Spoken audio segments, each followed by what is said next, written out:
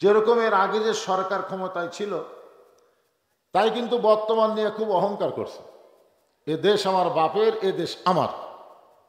এমনভাবে কথা বলতো যে সব কিছুই মনে হয় তাদের, ঠিক কিনা বলেন? হ্যাঁ, আপনারা বলেন তো তাদের ভবিষ্যতের খবর কি হলো? ভবিষ্যৎ বোঝেন না, বর্তমান আউট হয়ে গেছে। এখন ভবিষ্যতে বিদেশে পলায় আছে, তারপরেও বর্তমানের বাড়ি ঘর ভাঙ্গা চুরমার করে দিচ্ছে। জোরে খান কথা, ঠিক কিনা?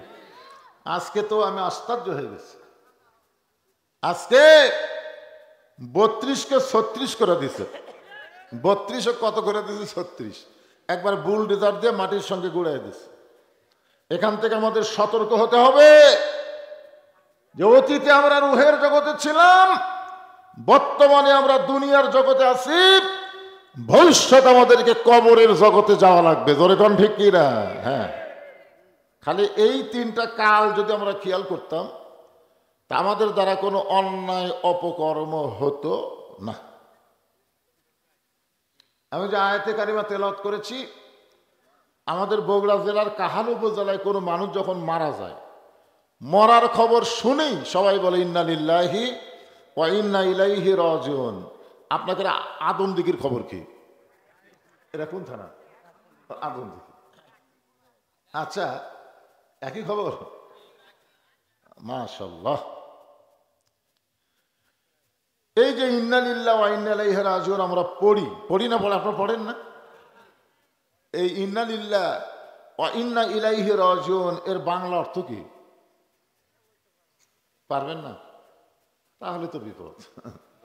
আপনারা আরবি পারেন, বাংলা পারেন না, কঠিন কথা। এই আয়াতের অর্থ নিয়ে আমি একটা গান গাই, ছেলেরা যুবকেরা ভালো করে মনোযোগ দিয়ে শুনবে। কোন বনেরই পাখি তুমি আইলা রে কোন বনে, আবার কোন বনেতে যাইতে হবে পড়ছে নাকি মনে। বুঝতে পারছেন? কোন বনেরই পাখি তুমি আইলা রে কোন বনে, আবার কোন বনেতে যাইতে হবে পড়ছে তোমার মনে। মনে পড়ে? মনে না বললে তো সে মানুষ না, সে পশুর চাইতেও জঘন্য। আল্লাহ কোরআনে বলেছেন সুম্মা রাদাদনাহু আসফালা সাফিলিন। দুনিয়াতে আসার পরে মরার কথা তাদের মনে হয় না, এরা জন্তু জানোয়ারের চাইতেও জঘন্য। ধরে কোন কথা, ঠিক কি না? কিছুই বোঝে না। আপনাদের মনে হয় না? হয়। যদি মনে হয় তাহলে দুনিয়ার কোনো অকাম বদকাম করার সুযোগ নাই। হ্যাঁ, এই আয়াতকে সামনে নিয়ে আজকে আলোচনা হবে ইনশাআল্লাহ। আমরা আল্লাহর প্রশংসা করব এই কারণেই যে আল্লাহ আমাদেরকে বিশ্ব নবীর উম্মত হিসাবে কবুল করেছেন। বিশ্ব নবী, জোরে কোন, কোন নবী? হ্যাঁ, এই নবীর উম্মত হওয়ার মধ্যে আমাদের লাভ হলো না লস হলো? কতদূর লাভ আল্লাহ ভালো জানে, আপনি কিছু জানবেন না। তাহলে একটা গান গাই, শোনেন। আছেন আমার মুক্তার, আছেন আমার বারিস্টার, শেষ বিচারের হাইকোর্টেতে তিনি আমায় করবেন পার। আমি পাপী রাসূল জাবিন্দার। আল্লাহ যখন হাকিম হইয়া আমাদেরকে আসামি বানায় বিচার শুরু করবেন, ওই সময় আমাদের নবী উকিল হয়ে, বারিস্টার হয়ে আল্লাহর কাছে আমাদের ব্যাপারে ওকালতি করে আমাদেরকে সুপারিশ করে জান্নাতে পৌঁছায় দিবে। কি মনে করতেছেন? আল্লাহ রাসূল বলেছেন আমার উম্মতেরা দুনিয়াতে যত পাপ করুক, কিন্তু মৃত্যুর সময় ঈমানের সাথে যদি মরবার পারে, আমি রাসূল ওয়াদা দিয়ে দিলাম তাকে জান্নাতে না ঢুকানো পর্যন্ত আমি নবী জান্নাতে ঢুকবো না। কি নবী পাইছি! আরে এমন একজন নবী পাওয়ার পরে খুশি না বেজার? তাহলে জবান খুলে বলি আলহামদুলিল্লাহ। আমরা যে কোরআন থেকে তাফসির শুনবো, নাম দিয়েছেন ইসালে সব, মানে তবারক আছে, তাই না? সেই খাইতে হবে। এখন খুব একটা ইসালে সব দেখা যায় না, খরচ খুব বেশি। তো প্রায় 10 মণ চালের পোলা পাকাচ্ছে, ও 13 মণ, ওরে বা আরো 3 মণ বাড়ছে। ইসালে সব মানে কি বোঝেন না? পোলা খাওয়া। ইসালে সব আজকে আয়াতের মধ্যে দিয়ে বুঝবেন, বোঝার চেষ্টা করবেন, ইনশাল্লাহ সব বোঝা যাবে। যাবে কি যাবে না? একটু চেষ্টা করা লাগবে বোঝার। যে কোরআন থেকে এখন আপনাদের সামনে আলোচনা হবে, আপনারা বলেন তো এই কোরআনের মধ্যে কোনো সন্দেহ আছে? সবাই বললেন না।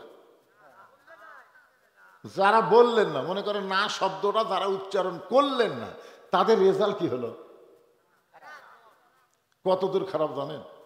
আরে এই যে 2 কান্দের ফেরেশতা আছে, ওরা খালি কলম খাড়া করে আছে। ওখানে কি খাড়া করে আছে? এই না বলার সাথে সাথে তাদের নাম জান্নাতের মধ্যে লেখা হলো। আর যারা বললো না, মুখ বন্ধ করে থাকলো, তখন ফেরেশতা কয় আল্লাহ তো কথাই কয় না, তো আমরা লেখবো কি? আল্লাহ বাম কান্দের ফেরেশতাকে বলে তুমি লেখো। তো বাম কান্দের ফেরেশতা বলে আল্লাহ আমি তো কিছু শুনি নাই। আল্লাহ বলে আমি শুনছি, আমি শুনছি। কারণ আল্লাহ না বললেও শুনবার পারে, পারে কি পারে না? তো বলে আল্লাহ কি লিখবো? আল্লাহ বলে লেখো বোবা শয়তান। কোরআনের মাহফিলে বসে কোরআনের সন্দেহ নেই এই কথাটা যে বলে না, ও হলো বোবা শয়তান। ধরে কারণ কি শয়তান? এখন আপনারা বলেন এই কোরআনে কোনো সন্দেহ আছে? কোরআনে কোনো ধোঁকা আছে? কোরআনে কোনো গোজামিল আছে? মাশাআল্লাহ, যেই কোরআনে সন্দেহ নাই, ভুল নাই, ধোঁকা নাই, আপনার সেই কোরআনের তাফসির শুনবেন, সেই কোরআন থেকে আলোচনা শুনবেন। কিন্তু মারাত্মক সমস্যা হলো আল্লাহ বলেছেন শুধু শুনলে হবে না। চেয়ারম্যান সাহেব যে কথাটা বললো, আল্লাহ বলেছেন শুধু শুনলে হবে না, সামিনা ওয়া তাআনা, শুনতে হবে ওইটাকে গ্রহণ করার জন্য। এই পুস্কাই এই সামনে বসে লাফালাফি করে কেন? কি একেবারে মনোযোগ দিয়ে শুনবে। 3 জন বলছে, এই তো বসাকে মুরব্বী লাল বলছে, এটা বসা চাই? হ্যাঁ,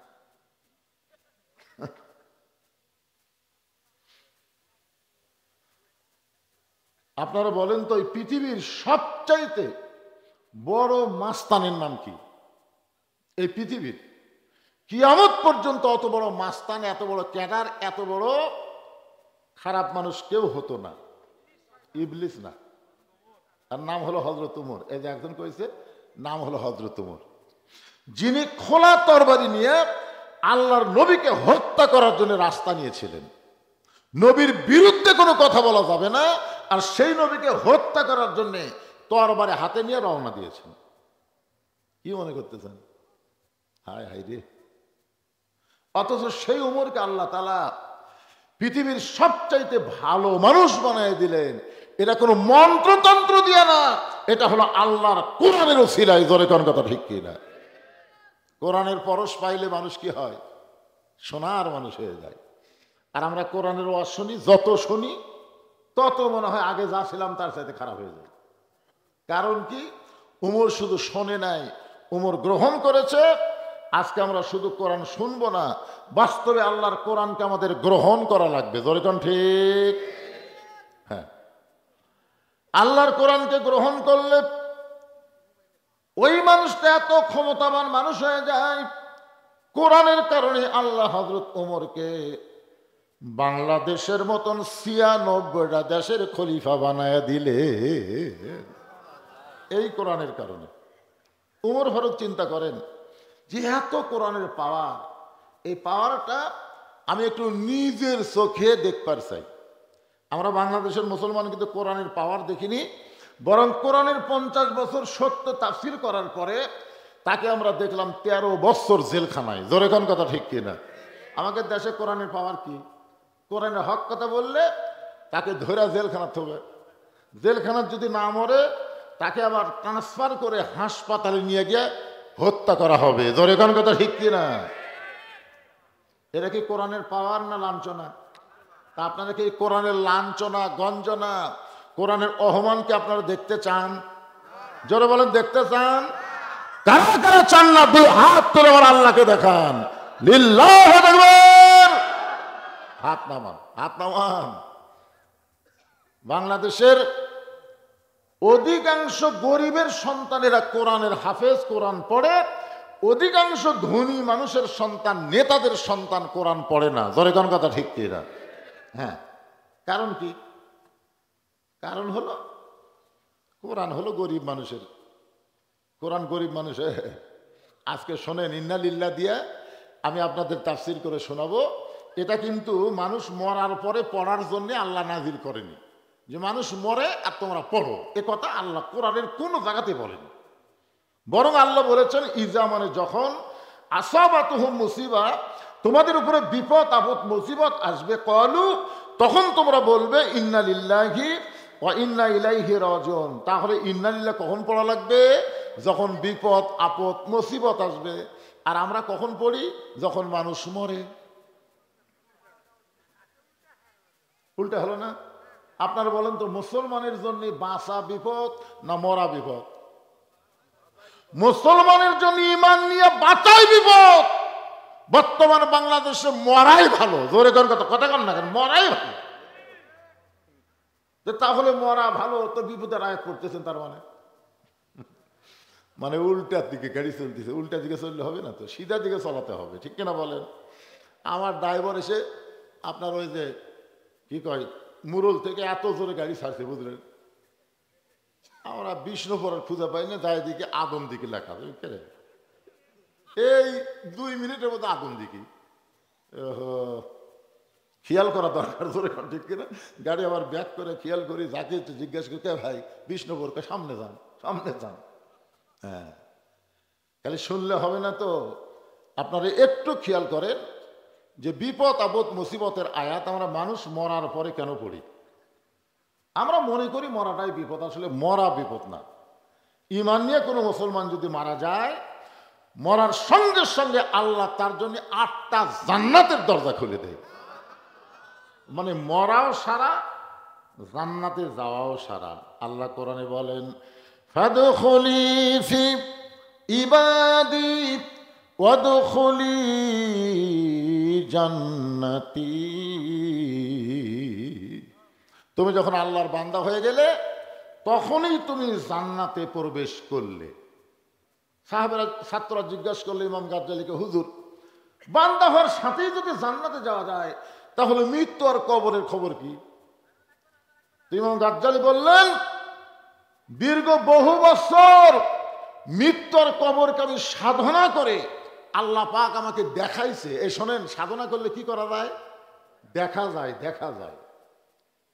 ইমাম গাজ্জালী বলেন, আল্লাহ পাক আমাকে দেখাইছে মৃত্যু নামক যানবাহনের পিঠে চড়ে কবর নামক দরজা দিয়ে প্রত্যেকটা মুসলমান তাদের আসল ঠিকানা জান্নাতে পৌঁছে যায়। তাহলে মৃত্যু কি? যানবাহন। মৃত্যু কি? আর কবর কি? দরজা। এই কবর হলো দরজা, মৃত্যু হলো যানবাহন। আর আমরা মৃত্যু আর কবরকে নিয়ে বেশি ভয় করি। ভয় মুসলমান একমাত্র করতে হবে কাকে? আরো জোরে বলেন। আজরাইলকে ভয় করেন নাকি? অনেক লোক ভয় করে। হাই রে আজরাইল রে! কোন এক বক্তাকে ওয়াজ করছে, সাগরের সব পানি আজরাইল মাথায় ঢাললে নাভি পর্যন্ত আসবে না, এত বড় আজরাইল আমাকে জান কবজ। ওরে বাবা! আরে পাগলা, শুধু আজরাইল নয়, সমস্ত ফেরেশতা আমাদের বাবা আদমকে সেজদা করেছে। জোরে কোন কথা ঠিক কিনা? মানুষের দাম ফেরেশতার সাথে কম না বেশি? অনেক বেশি। মাটির আদমকে আল্লাহ সৃষ্টি করিয়া ঘোষণা করিলেন আল্লাহ শ্রেষ্ঠ বলিয়া, তাই নূরের ফেরেশতা করে আদমকে সেজদা। সবার চেয়ে দিলেন মাটির মানুষকে সম্মান। সবাই বলেন আল্লাহ আল্লাহ, তুমি জানলে জালালুহু, শেষ করা তো যাই না গেয়ে তোমার গুণগান। আলহামদুলিল্লাহ। হযরত ওমর আল্লাহর কোরআনকে দেখার জন্য, এই কোরআনটা আসলে কি, নিজের চোখে একটা আল্লাহর কোরআনকে দেখবে। আপনারা কিন্তু কেউ কোরআন দেখার জন্য আসেন নাই, সবাই আইছেন কোরআন শুনতে। দরিগণ ঠিক কিনা? আমাদের বাংলাদেশে আমরা আগামীতে কোরআন দেখবার চাই, কোরআন দেখবার চাই। কোরআন শুধু কোরআনের মাহফিলে থাকবে না, বর্তমান বাংলাদেশ সংসদ আছে, সংসদ আল্লাহর কোরআন দিয়ে চলবে। জোরে কোন কথা ঠিক কি না? দেখার দরকার আছে না নাই? সব দেখা হলো শেষ। আগামীতে দেখবো আল্লাহর কোরআনের একটা কেমন বাংলাদেশ।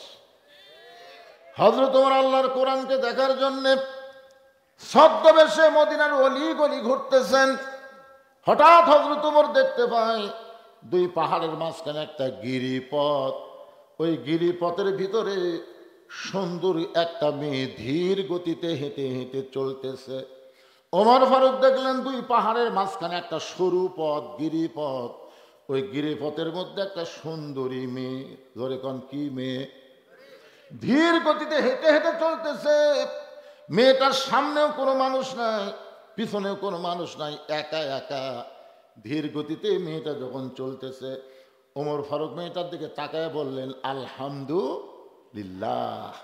এখন আপনারা ফতুয়া খুঁজবেন, তাহলে সুন্দর মেয়ের দিকে তাকানো যায় আছে? ওমর ফারুক তাকায় যে আলহামদুলিল্লাহ বললো। ওমর ফারুক মেয়েটার চেহারা দিকে সুন্দরী বলতেছে না, মেয়েটার আপাত মস্তক আল্লাহর আইন পর্দা। মেয়েটা যদি দেখতে কালো হয়, যদি দেখতে খাটো হয়, এরপরও যদি আল্লাহর আইন পর্দা মেনে চলে, কোরআনের আইন যখন বাংলাদেশে চলবে, এদেরকেই কেবলমাত্র সুন্দরী বলবে। ধরে কোন কথা ঠিক কিনা? আমি যেই বলবো পর্দানিশী নারী যারা, আপনারা সকলেই জবান খুলে বলবেন বিশ্ব সুন্দরী তারা। বলতে পারবেন না? পর্দানিশী নারী যারা। ওদের দেখেন যে ছেলে পেলে দৌড়াদৌড়ি করতেছে, লাফালাফি করতেছে, এই ছেলেরা কিন্তু অধিকাংশই বেপর্দার পেট থেকে বের হয়েছে। ওর বাঁ সিজার করাক বার করছে। জোরে গান কি করে? আর অধিকাংশ সিজারকারী ডাক্তার হলো মরদ মানুষ। একটা মেয়ে মানুষের পেট লাগিয়ে চাড়িয়ে সেই পেট কাটিয়ে বাচ্চা বার করতেছে। ওই কি মাল হয়ে বাড়াচ্ছে বুঝতেছেন না? এই সিজার করার বাচ্চারা দেখে গেল হো হো হো করতেছে। কারণ জন্মের 2 দিন আগে ওর জন্ম হচ্ছে। ওই নর্মালি জন্ম হতো 2 দিন পরে, কিন্তু পেট কাটার পরে দেখে তো ঘুম পাচ্ছিস। এখন ডাক্তার কয়, কে রে পেটও কাটলাম, ঘুমো আছে, কি করি? তখন পা ধরে বাড়ি করে মাথার উপর একটা ঘুরেন দেয়, এইরকম একটা ঘুরেন দিতি। ওই তখন ওই ঘুরেন করে কাঁদতে হতে, ওই যে ঝাঁকি খায়, ওই ঝাঁকি খায় অস্থির। দুনিয়াতে আসার পরে মোবাইল ছাড়া ভাত খায় না। ধরে কোন কথা ঠিক কিনা? আর মোবাইল ছাড়া কান্না বন্ধ হয় না। ওই পুচকা ঘুরে খালি দরজা ডিস্টার্ব করতেছে। এই মাহফিলের যুবকেরা কোথায় রে? ওকে সাইজ করো। হ্যাঁ, চিল্লা চিল্লি করে, হায় হায় হায়। একটু মনোযোগ দিয়ে কথাগুলো শুনবেন। এখন আপনাদের কাছে আমার একটা মিছিল করা লাগবে। সেই মিছিলটা হলো বেপর্দা নারী যারা, বিশ্ব বেহায়া তারা। আমি যেই বলবো বেপর্দা নারী যারা, আপনারা বলবেন বিশ্ব বেহায়া তারা। বেপর্দা নারী যারা। এই যুবকেরা এবার একটা তোমাকে স্লোগান হবে। আমি যেই বলবো বেপর্দা নারী যারা, তোমরা বলবা শিলা কলা তারা। কি কলা? শিলা কলা বুঝেন? এক গামলায় সোঁচাওয়ালা, এক গামলায় শিলা। এখন কলাওয়ালা বসে আছে, খরিদ্দার আসা খালি সোঁচাওয়ালার দাম জিজ্ঞাসা করতে, ভাই কত করে হালি, কত করে কেজি? এই একই গাছের কলা রে, এই যে গামলা। হেই, শিলা কলা আমি কিনি না। তুই কি কলা শিলা খাইস না? শিলাই তো খাই, তো আগে থেকে শিলা আছে, খালি নিবি আর খাবি। ঠিক হন? চোঁচাওয়ালা কলা কিন্তু দেখতে খুব একটা ভালো লাগে না। গায়ের উপরে দাগড়া পোড়া আছে, দাগ পোড়া আছে, হয়তো কালো কালো দেখা যায়, কিন্তু যেই ছিলে ও বাবা রে, আয় হায়। বেপর্দা নারী কোনোদিনও সুন্দর হতে পারে না। বেপর্দা নারী যারা, ব্রয়লার মুরগি তারা। বেপর্দা নারী যারা, ব্রয়লার মুরগি তারা। ব্রয়লার মুরগি বোঝেন? দেশি মুরগি আপনার দেখলেই মারবে দৌড়। আপনি তাকায় দেখেন আজরা পাঁজরা সব ঢাকা, কিছুই দেখা যায় না। আর ব্রয়লার মুরগি আপনার দেখে দৌড় মারবি, ওইখানে ওটি ঘুরবি। আপনি তাকায় দেখেন আজরা পাঁজরা সব বার করে থাকছে। ওমর ফারুক মেয়েটার নিকটে গিয়ে বললেন, মা, এই নির্জন পথে তুমি একা একা চলতেছ, তোমার সামনেও কোনো মানুষ নাই, পিছনেও কোনো মানুষ নাই, তোমার অন্তরে কি কোনো ভয় ডর লাগে না? মেয়েটা হেজাবের ভিতর থেকে বলে, পথিক, তুমি কি হযরত ওমরকে চিনো? সোনালো বলেন। মেয়েটা কাকে বলতেছে? ওমর ফারুককে বলতে, পথিক, তুমি কি হযরত ওমরকে চিনো? যদি হযরত ওমরকে চিন্তা তাহলে এরকম বেসাইদা কথা বলতা না। ওমর ফারুক বললেন, মা আমি কি বেসাইদা কথা বললাম? মেয়েটা বলে, প্রতিক্রে হযরত ওমর যেদিন থেকে আল্লাহর কোরআন দিয়ে রাষ্ট্র চালায় সেদিন থেকে পৃথিবীর এক প্রান্ত থেকে আর এক প্রান্ত পর্যন্ত একটা মেয়ে মানুষ নির্ভয় হেঁটে যাবে, তার কলিজার মধ্যে আল্লাহ ছাড়া অন্য কারো ভয় থাকবে না। আল্লাহর কোরআন দিয়ে যখন রাষ্ট্র চলবে তখন শুধুমাত্র কেবলমাত্র ভয় থাকবে কার? আরো জোরে বলেন। আর এখন ভয় কার? সেদিন ষোড়শী নির্জন পথে যাবে, কোনো জন কটু কথা কবে না, পথে আর প্রান্তরে সম্পদের মোহে পড়ে খুন আর রাহাজানি হবে না। সবাই আমার সঙ্গে বলা লাগবে, ভাইজান আগামীতে যদি কোরআন দিয়ে বাংলাদেশ দেখতে পারছেন তাহলে সবাই বলবেন, যদি মেনে চলি কোরআন। বলেন, যদি মেনে চলি কোরআন আর রাসূলের বিধান, সকলেই শান্তিতে থাকবে। বাংলার আকাশে কলেমার পতাকা যেদিন দুলবে। আল্লাহু আকবার। ওমর ফারুক বললেন, মা তুমি যেইভাবে চলতেছ ধীরে ধীরে আমার মনে হয় তোমার ভিতরে কোনো দুঃখ লুকে আছে। মেয়েটা বলে, পথিক তুমি ঠিক কথাই বলেছ, আমি আসলে একজন দুঃখী নারী। সুবহানাল্লাহ কোন। মেয়েটা হিজাবের ভিতর থেকে বলতেছে, পথিক তুমি ঠিক কথাই বলেছ, আমি আসলে একজন দুঃখী নারী। আজকে 6 দিন হলে হযরত ওমরকে আমি খুঁজতেছি, আজকে 6 দিন হলে হযরত ওমরকে খুঁজতেছি। ওমরকে যদি খুঁজে পাই তাহলে আমার দুঃখের কথা তাকে একটু বলবার চাই। ওমর ফারুক বললেন, মা তুমি পাগলি নাকি? তুমি কি পাগলি নাকি? যে ওমর হলো বাংলাদেশের মতন বুঝানোর জন্য বলতেছি, অর্ধ পৃথিবীর খলিফা, সে ওমরকে যদি তুমি পাওয়ার চাও তাহলে সংসদ ভবনে যাও, গণভবনে যাও, বঙ্গভবনে যাও। বঙ্গভবন, গণভবন, সংসদে না গিয়া 2 পাহাড়ের মাঝখানে রাস্তার মধ্যে খুঁজতেছ। ওমর কি গরু ছাগল নাকি? মেয়েটা বলে, প্রতিক্রিয়া তুমি জানো না আল্লাহর কোরআন দিয়ে যখন রাষ্ট্র চলবে তখন নেতা খোঁজা লাগবে না, নেতারাই দুঃখী মানুষকে খুঁজে বেড়াবে। এই আল্লাহর কোরআন দিয়ে যখন রাষ্ট্র চলবে তখন নেতা খোঁজা লাগবে, নেতারাই দুঃখী মানুষকে খুঁজে বেড়াবে।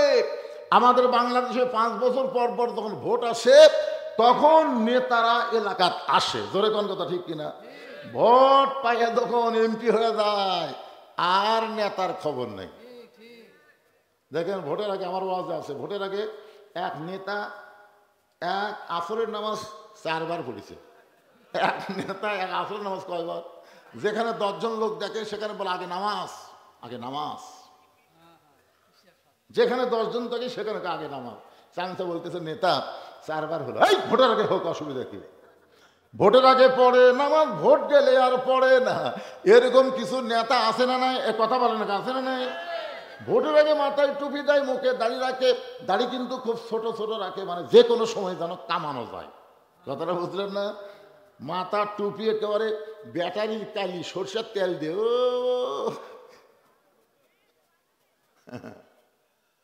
মেয়েটা বলে, পথিক আল্লাহর কোরআন দিয়ে যখন রাষ্ট্র চলবে তখন নেতা খোঁজা লাগবে না, নেতারাই দুঃখী মানুষকে খুঁজে বেড়াবে। এই কোরআন দিয়ে যখন বাংলাদেশ চলবে একটা গরিব মানুষ ধনীর বাড়ি যাওয়া লাগবে না, বরং ধনীরাই গরিবের দরজায় দরজায় ঘুরবে। গরিবেরা তোমরা 10 টাকা পায়া অন্য জায়গায় ভোট দাও, হ্যাঁ জিলেপি খায়া বাবা। সব মার্কারে ভোট দেওয়া যাবে না, সব মানুষকে ভোট দেওয়ার কথা আল্লাহ কোরআনে বলেন নাই। আল্লাহ কোরআনে বলেছে, ইন্নাল্লাহা ইয়ামুরুকুম আন তুআদ্দুল আমানাতি ইলা আহলিহা ওয়া ইযা হাকামতুম বাইনান নাস আন তাহকুমু বিল আদল। জোরে কোন সুবহানাল্লাহ। আল্লাহর কোরআন দিয়ে যখন রাষ্ট্র চলবে তখন ধনীরা গরিব মানুষকে খুঁজবে, কারণ ধনীদের যে সম্পদ আছে সম্পদের মালিক ধনী না, সম্পদের মালিক হলো আমার আল্লাহ। আল্লাহ বলবে শতকরা 2.5 টাকা গরিবক না দেওয়া পর্যন্ত তুই জান্নাতে যাওয়ার পারবি না। হিসাব কর, হিসাব কর, তোর কয় টাকা আছে হিসাব কর। তাহলে 1000-এ 25 টাকা, 1 লাখে 2,500, 1 কোটিতে 2.5 লাখ, 100 কোটিতে 2.5 কোটি। আল্লাহ বলতেছেন যতক্ষণ না দিবি তুই জান্নাতে যাওয়ার পারবি না। মুসলমানের বাচ্চা টাকা হিসাব করে গরিবের বাড়ি ঢুয়ে দেয়। যা 1 ব্যাগ টাকা নিয়ে গরিবের বাড়িতে গেছে, যা বলতেছে ভাই আমার জাকাতের 1 ব্যাগ টাকা হচ্ছে, টাকাটা নিয়ে আমাকে জান্নাতে যাওয়ার রাস্তা করে দাও। গরিব বলতেছে মাফ কর, মাফ কর। তুই কি মনে করছিস না খেয়ে থাকবো রে, কিন্তু জাকাতের টাকা আমি নেবো না। দেখবেন এমন কিছু গরিব আছে ওরা কিন্তু জাকাতের কথা শুনলে দরজা বন্ধ করে দেয়। দেয় কি দেয় না? আমার এক দাদা ছিল, মারা গেছে, আল্লাহ জান্নাতবাসী করুক। ওনাকে বহু মানুষ ইফতারের দাওয়াত দিছে, কিন্তু দাওয়াত লাইনি।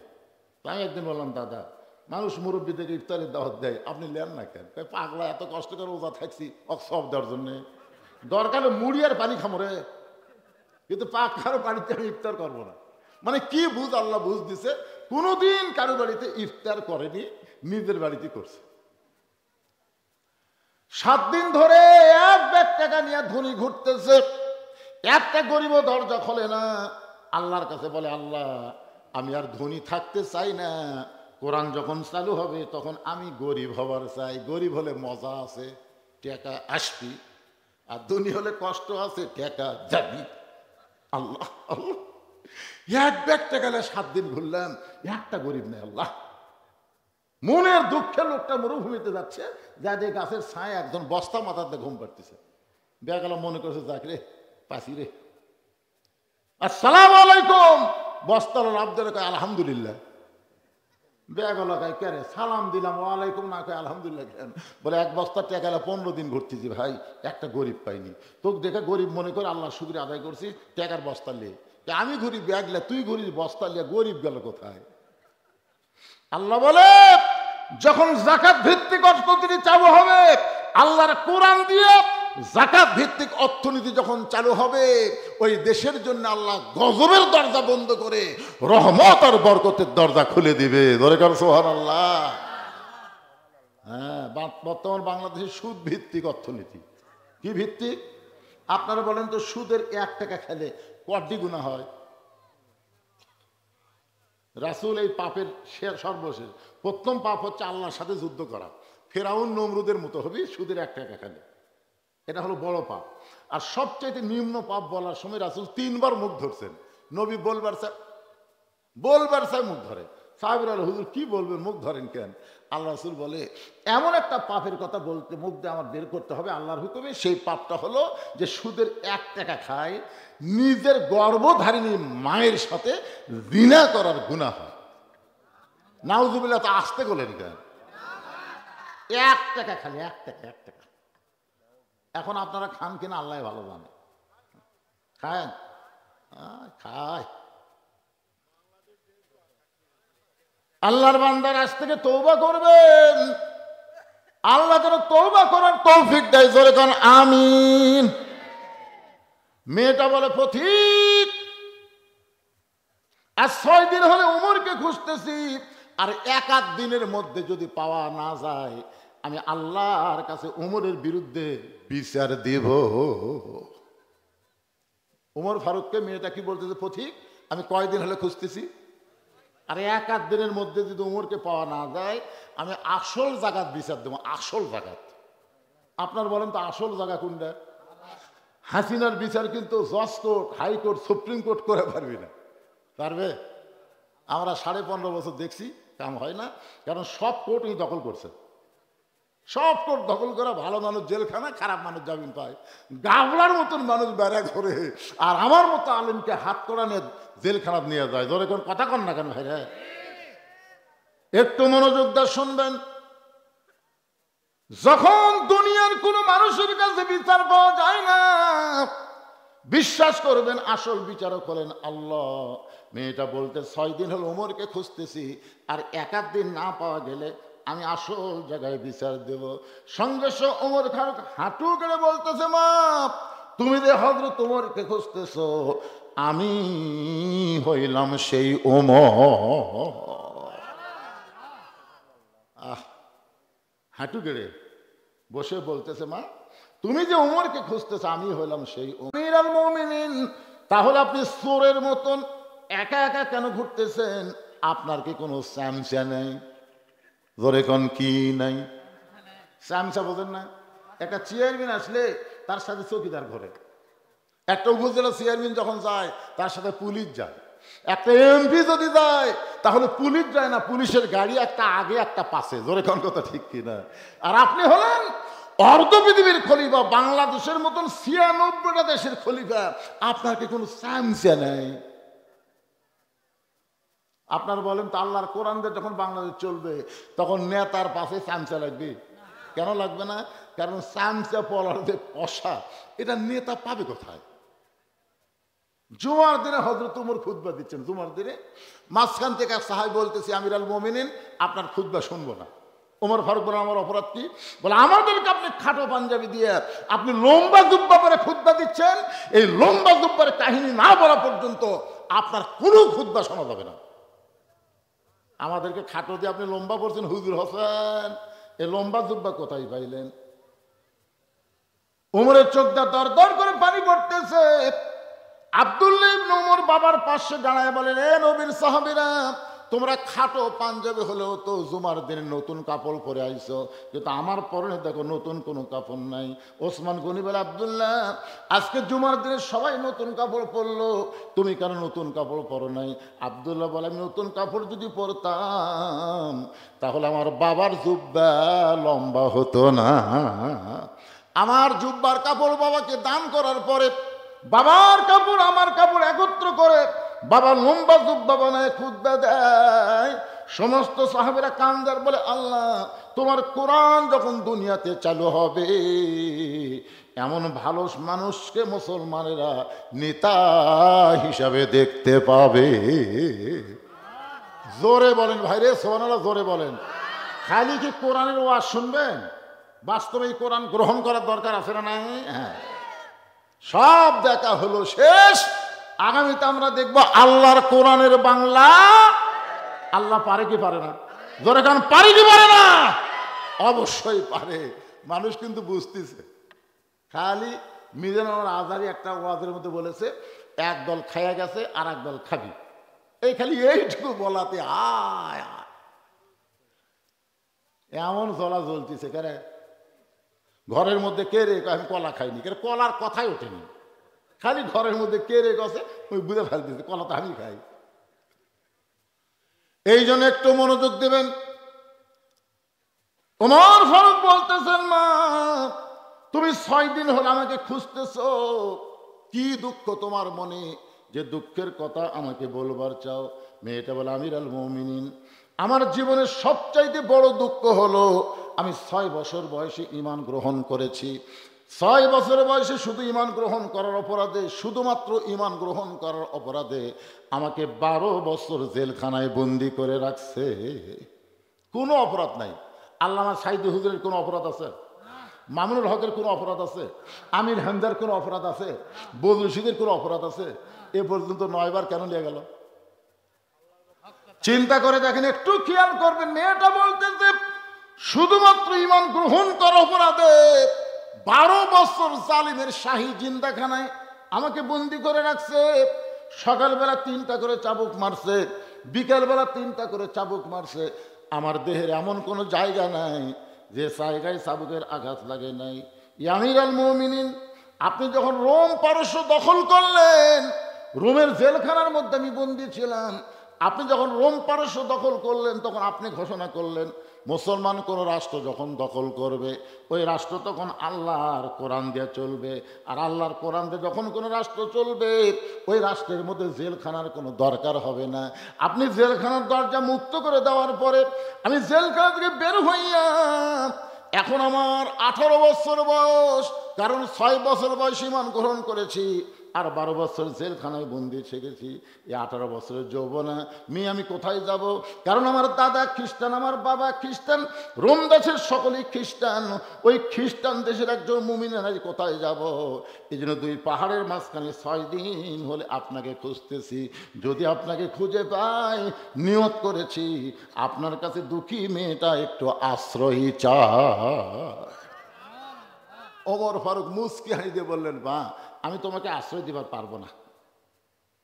মেয়েটা বলতেছে, আমির আল মুমিনিন, আমি শুনেছি আপনি অত্যন্ত ভালো মানুষ, আমার মতন দুঃখী মেয়েকে আপনি আশ্রয় দিবেন না, এটা কেমন কথা?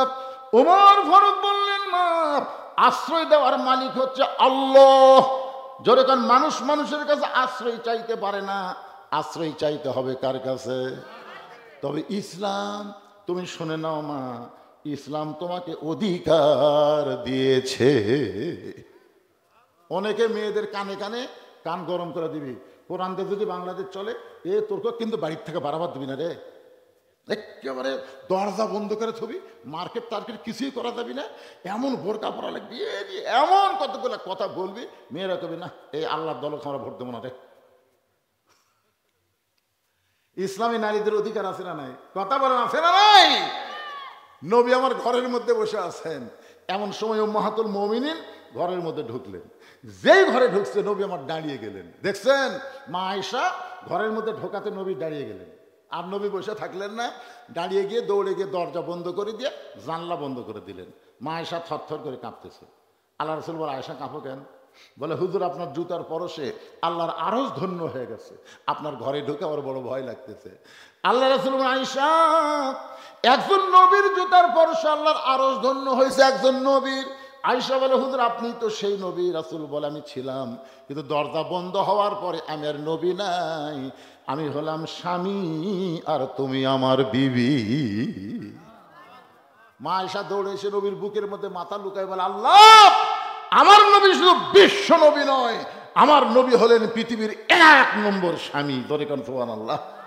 এই কথা মা আয়েশা যেই কইছে, নবী ডান হাতখানা আমার হাতের দিকে তাকান, ডান হাতখানা মা আয়েশার পিঠের উপরে নিয়ে একটা ঠাসি দিছে, এরকম একটু চাপে ধরছে। ইতিমধ্যে আল্লাহ কয়, জিবরাইল কোরআন নিয়ে নবীর কাছে যাও। জিবরাইল কয়, আল্লাহ কোরআন নিয়ে নবীর কাছে যাবো মানে?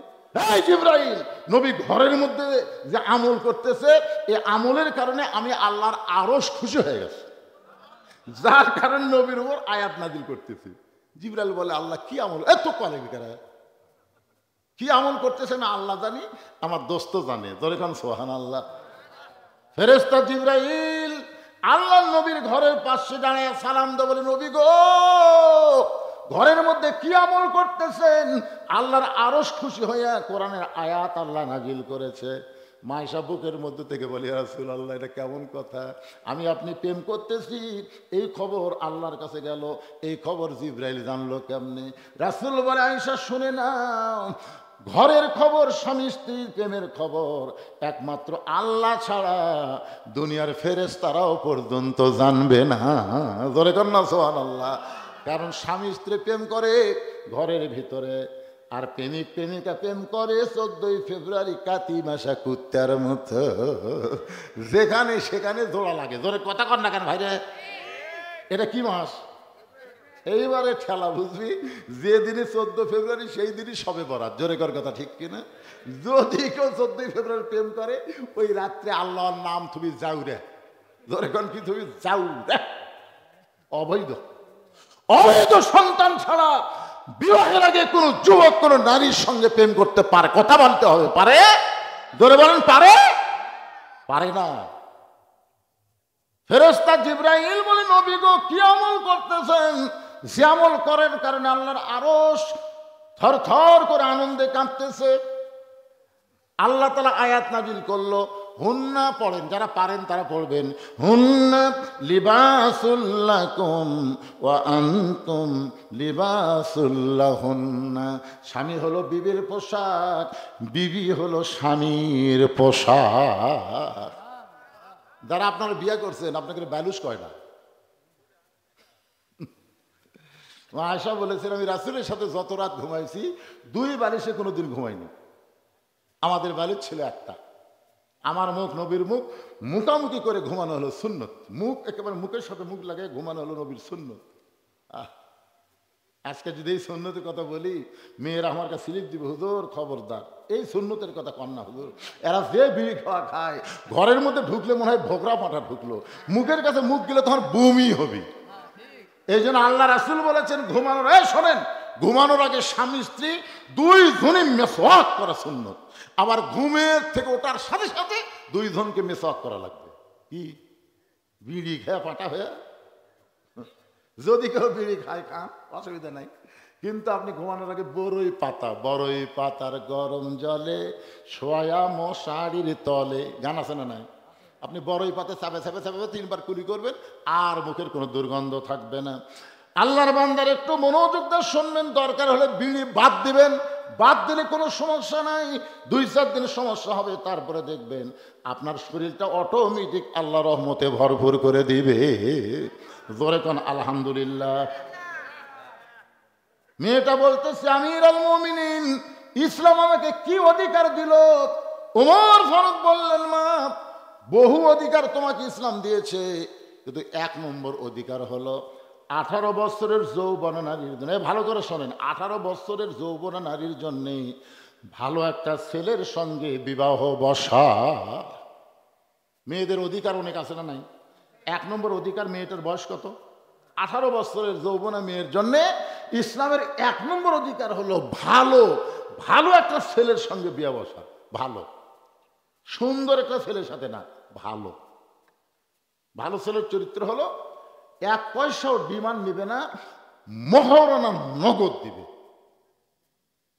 আপনার এলাকায় ডিমান্ড বোঝেন আপনারা? মহারণা বোঝেন? মানে 1 টাকাও ডিমান্ড নেবে না, যতটুকু মহারণা সব নগদ পরিশোধ করবে। এরা হলো ভালো ছেলে। আর কারা? ডাকাত। ডাকাত বোঝেন না? ডিমান্ড সব নগদ, মহারণা সব বাকি। ডিমান্ড সব নগদ আর মহারণা কি? সব বাকি। আপনারা বলেন তো, নবীর সবচাইতে গরিব জামাইয়ের নাম হলো হযরত আলী। নাম কি? আল্লাহ রাসূল যখন বললেন, আলী রে, ধনী ধনী ছেলেরা আমার ফাতেমাকে বিয়ে করবার চাইছিল, কিন্তু আল্লাহ তাদের অ্যালাউ করেনি রে আলী, তোকে আল্লাহ পছন্দ করে ঘটকালি করেছে, আমার কলিজার সঙ্গে তোর বিয়ে হবে। আলী বুড়া আঙ্গুল দেখালে মাটি। রাসূল কই, বুড়া আঙ্গুলে ভর দিয়ে কি করিস? হচ্ছে, হুজুর, আমার মনের মধ্যে একটু কামনা আছিল। আল্লাহ রাসূল বলেন, মহারণা বিয়ে তো করবার চাই, ভালোই মহারণা। আমার কি আছে, আল্লাহ রাসূলই ভালো জানে। কি আছে মানে? মহারণা দেওয়া লাগবে। বলে, হুজুর আমার কি আছে? রাসূল বলেন, ওই যে জিহাদের ময়দানে তোর ঢাল থাকবে, তরবারি থাকবে, খালি হেলমেটটা বিক্রি করে মহারণা দে।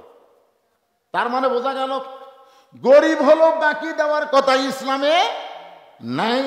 অথচ আমাদের শাউল এলাকায় অনেক ছেলেরা বিয়ে করে মহারণা বাকিতে। ওমর ফারুক বললেন, মা, তোমার 1 নম্বর অধিকার হলো ভালো একটা ছেলের সঙ্গে বিয়ে বসা, কিন্তু তুমি ভালো ছেলে কোথায় পাইবা? কারণ তোমার তো কোনো অভিভাবক নাই। আমি ওমর অভিভাবক হয়ে তোমাকে একটা ভালো ছেলের খবর দেই, দেখো তো ছেলেটা তোমার পছন্দ কিনা। মেয়েটা বলল, আমিরুল মুমিনিন, তাহলে বলেন তো ভালো ছেলের পরিচয় কি? ওমর ফারুক বললেন, ভালো ছেলের পরিচয় হলো 30 পারা কোরআনের হাফেজ। আলহামদুলিল্লাহ কয় না? কয় পারা? আচ্ছা, 30 পারা কোরআনের হাফেজ। কখন থেকে পাক শুরু হচ্ছে কোন তো? আপনাকে এলাকায় হাফেজ সাহেব নাই? হাফেজ সাহেবরা কখন থেকে পবিত্র হওয়া শুরু হচ্ছে কোন তো? 12 বছর। কে করো 12 বছর? এটা ঠিক আছে। 7 বছর থেকে ওই ছেলেটা পবিত্র হওয়ার শিক্ষা নিয়েছে। কারণ পবিত্র না হলে আল্লাহর কোরআন স্পর্শ করা যাবে না। জোরে কোন ঠিক কিনা?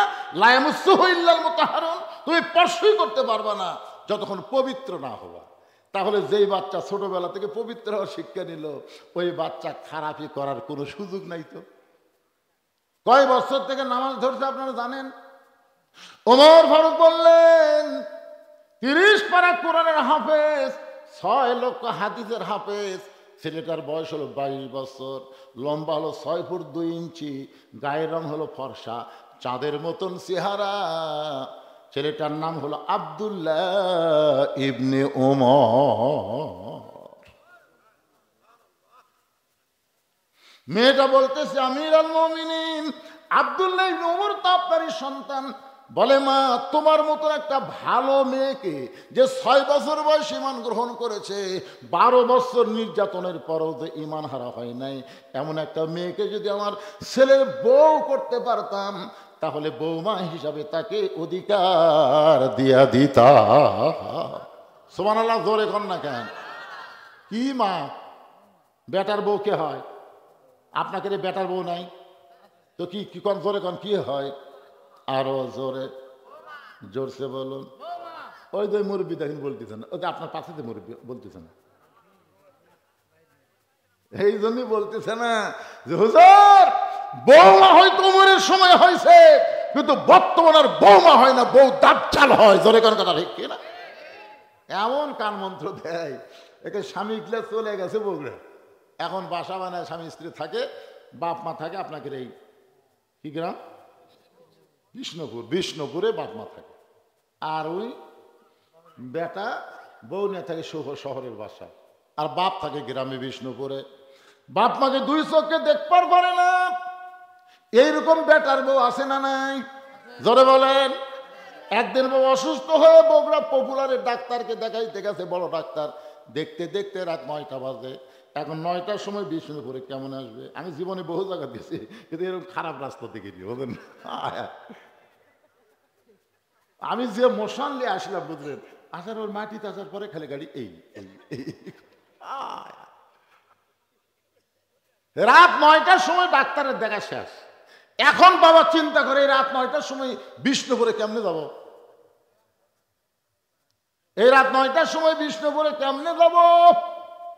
এমন সময় মন বলতেছে কেন তোর ছেলের বাসা নেই, ছেলের বাসায় যা। এখন কি করবে? বেকায়দা ছেলের বাসায় যা রাখতেছে। আব্দুল্লাহ রে, ছেলের নাম আব্দুল্লাহ। আব্দুল্লাহ আব্দুল্লাহ কয়, এলাকার সবাই আমার স্যার কয়, সাহেব কয়, আমার নাম ধরে ডাকে মরদ কেড়ে। দরজা খুলে তাকায় দেখে বাবা। বাবা কি কারণে রাত 9টায়? বলে বাড়ির যাওয়ার কোনো গাড়ি নাই, বেকায়দাই তোর বাসায় এসে আমাকে একটু থাকতে দিবি। আব্দুল্লাহ হাত ধরে নিয়ে গিয়ে রেস্টরুমে বসাইছে। বাবা একটু বসেন। বইয়ের কাছে গিয়ে বলতেছে, কে গো? বাবা তো কোনোদিন আসে না, আমরা এখানে বাসা করার পর থেকে বাবার মন খারাপ। বাবা গ্রামে থাকে, আজকে ডাক্তারকে আইসে, বিপদে পড়ে আমাদের বাসায়, তুমি একটু বাবার সামনে খাবার দাও, বাবা খুশি হবে।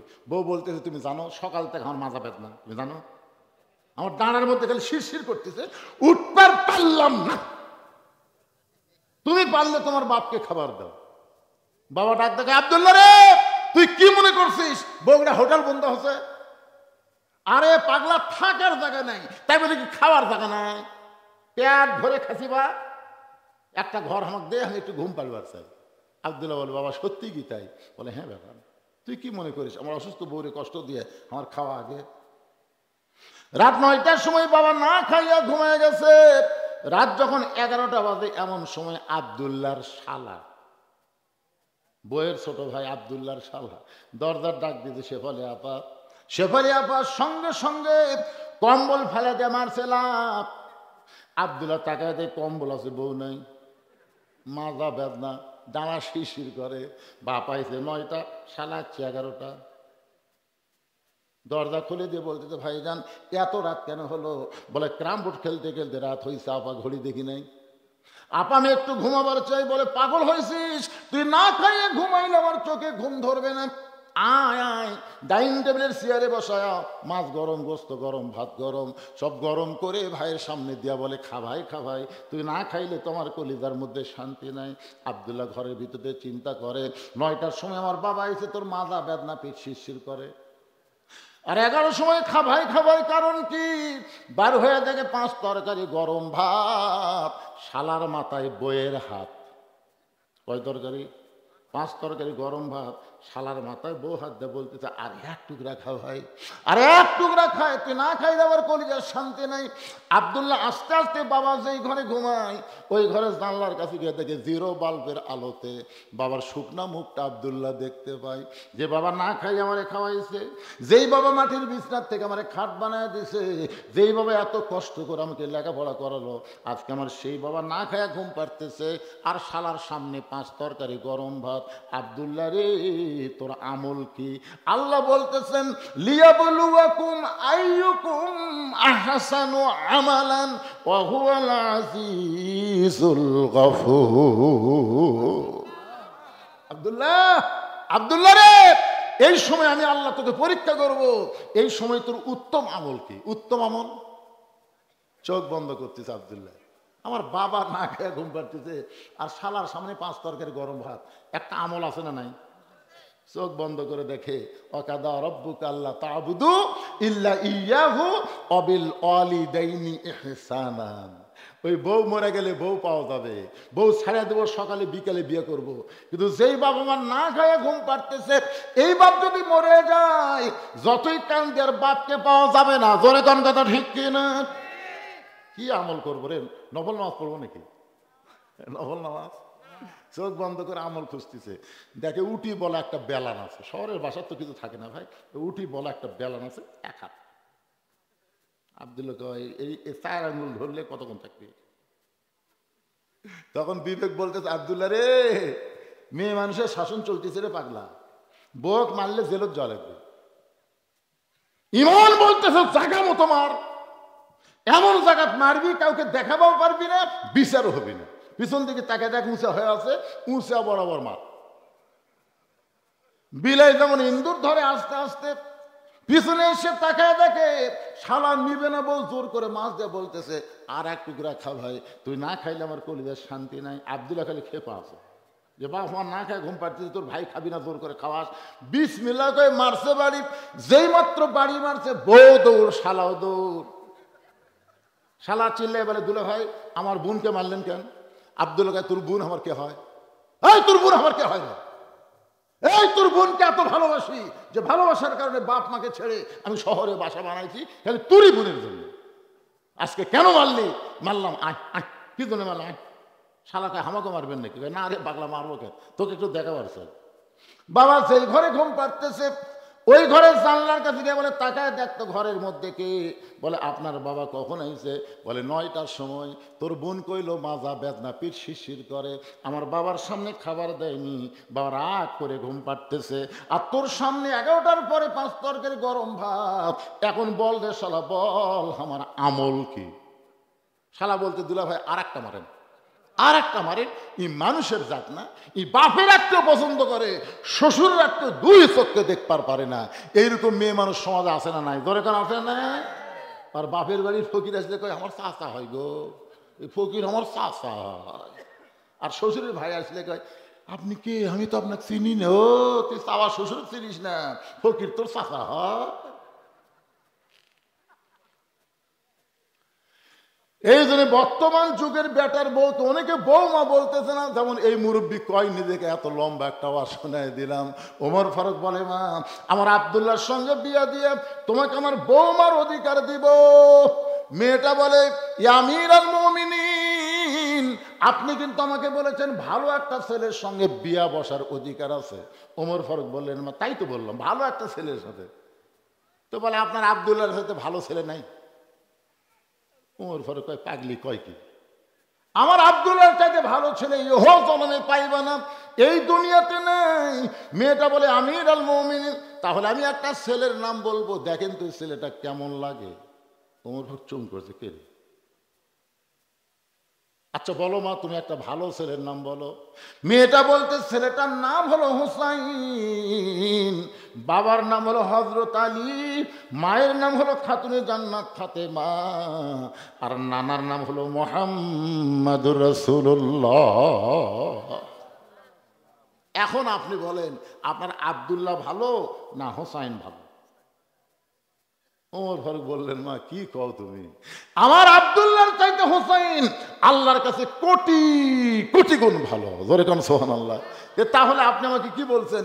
ইসলাম আমাকে একটা ভালো ছেলের সাথে বিয়ে বসার অধিকার দিচ্ছে, যেখানে হুসাইন আছে সেখানে আব্দুল্লাহর সাথে বিয়ে বসবো কেন? ওমর ফারুক বললেন আমি জীবনে কোনোদিন ঘটকালি করে নাই, আজকে প্রথম তোমার জন্য ঘটক হব। মেয়েটাকে নিরাপদ আশ্রয় দিয়ে ওমর ফারুক পরন্ত বিকাল বেলায় হযরত আলীর দরজায় গিয়া সালাম দিলেন, আসসালামু আলাইকুম ইয়া আহলাল বাইত আম্মা সাইলা ফালা তানহার। হজরত আলী চমকে গেলেন, যে সালাম দিল সে তো হজরত ওমরের সালাম বোঝা গেল, কিন্তু আম্মা সাইলা ফালা তানহার এই ফকিরের আয়াত কেন? হজরত আলী বের হয়ে বলে, ওয়ালাইকুম সালাম ইয়া আমিরাল মুমিনিন, আপনি কবে থেকে আবার ভিক্ষা শুরু করলেন?